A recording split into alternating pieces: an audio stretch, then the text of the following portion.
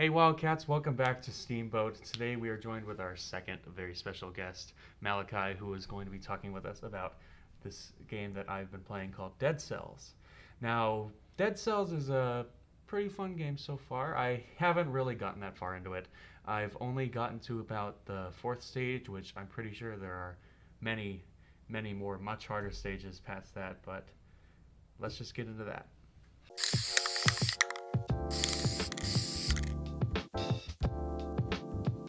Well, start off, Dead Cells is a roguelike, kind of in a kind of gloomy, almost post-apocalyptic setting where including yourself and the enemies are kind of either skeletons or you're just kind of like formed together from like living plants or flesh almost. Kind of magical almost. You'd be very hard pressed to find anyone who's actually fully alive. Even the first person you meet who is technically alive, she doesn't last long. Mm. In Dead Cells, you play as a previously beheaded prisoner who has been infected by this green mass that basically traps him in this never ending loop of going out, fighting his way through the castle, dying, learning from his mistakes, and going out and fighting again. Yeah, it's super interesting.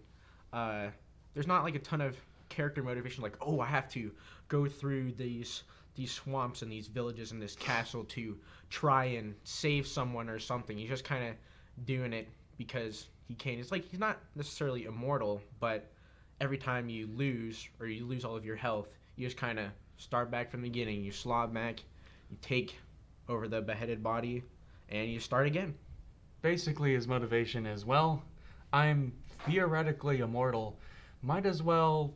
I mean, what else? What else is there to do other than to try and rid this island that has been so savaged by plagues and diseases and different monsters? Might as well try to clear it of that. Yeah. So you kind of start the game, and at first, you only start with a base little sword that you can pick up and take with you. Uh, and throughout the levels or dungeons almost, there'll be like a treasure room where you open it up and you can get a random sword or a bow, or there's actually a few different types of weapons. There's the sword, bows, uh, great swords Whip, almost, there are whips. whips. You can get sandals, which basically is like a kick attack. You can get a frying pan. I think there are these really huge hammers that you can get. Yeah, It's just a lot of great different diversity in play styles and attack styles. yeah. And there's also different status effects you can afflict as well, get afflicted on you, that are come random with different weapons, or certain weapons will always have that. So if you're doing a run, you can always try to look for something specific, which you might not always get, but there's enough times where you can either go to a shop to buy it or pick it up when you're looting somewhere. And of course, there are also the abilities. You get two abilities per run, and you can switch them out. There are ice grenades, there are normal grenades, there are even these turrets almost that you can throw out on the battlefield, and they shoot saw blades at your enemies. Yeah. Or just saw blades in general, just hanging out on the ground. The enemies will just step on it. They don't care, but they're still getting damaged. But, um, yeah, totally ton of different things. After you actually clear the boss of every almost floor, you can go into this room where you will spend your cells, which you get from defeating all the enemies of the floor. And the upgrades you buy with these cells are permanent. So let's say you upgrade your health flask, which makes it so you can heal mid-fight. That stays with you for the rest of the game basically. So even though it is a roguelike, never fear, there is still progression. Yeah. And but if you do die before killing the boss, you'll lose all of those precious cells you gained.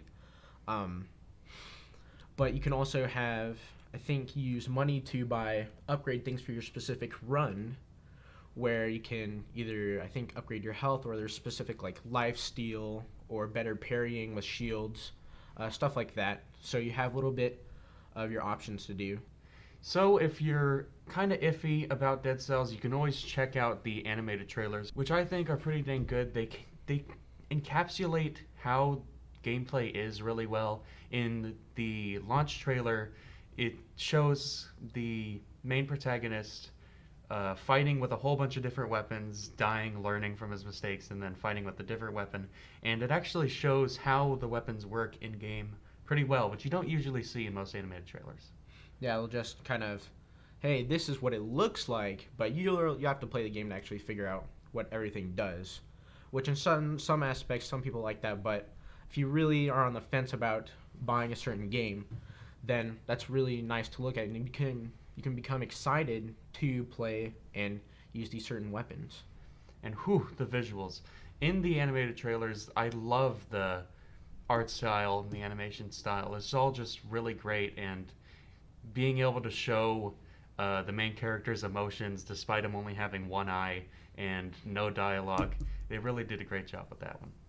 Yeah, whenever you like interact with kind of story-driven things that you'll find throughout the game, he'll have really exaggerated movements like "ah" or whatever because he's not actually speaking ever. Yeah. So he's kind of almost cartoonishly moving around, but he doesn't really have any bones, so it's warranted, and the artist can really do whatever they want with it, which is really cool.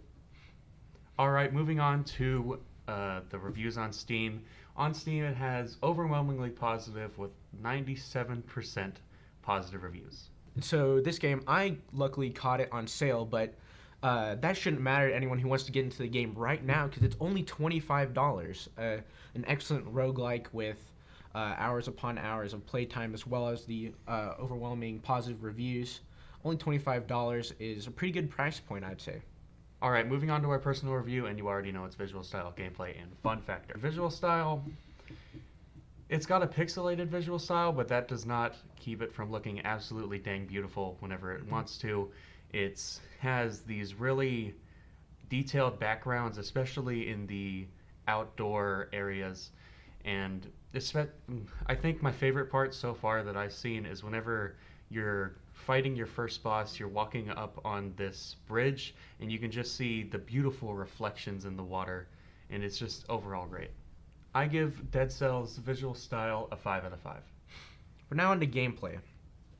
The gameplay is wonderful. It flows great with whatever weapon you're using.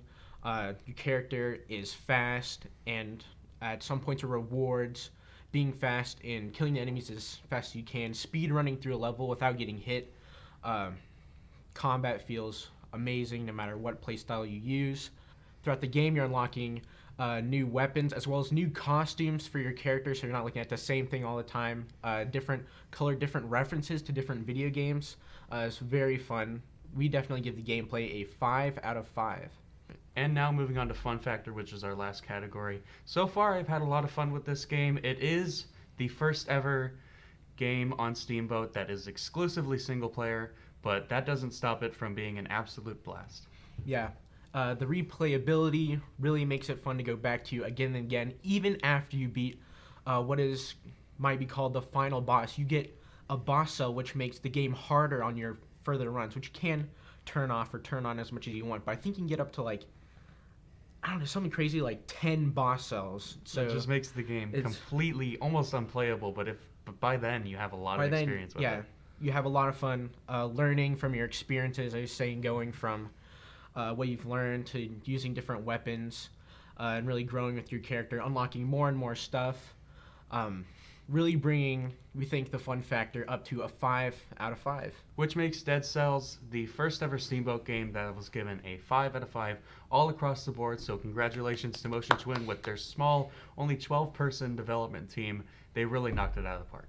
And of course, we gotta cover the platforms. It is on all platforms, PC, console, and Switch. So really, if you want to play this game, there's no excuse not to. Alright, Wildcats, that'll be it for this episode of Steamboat. Thank you so much for watching. Me and Malachi, we're sailing on out of here. Woo! Woo!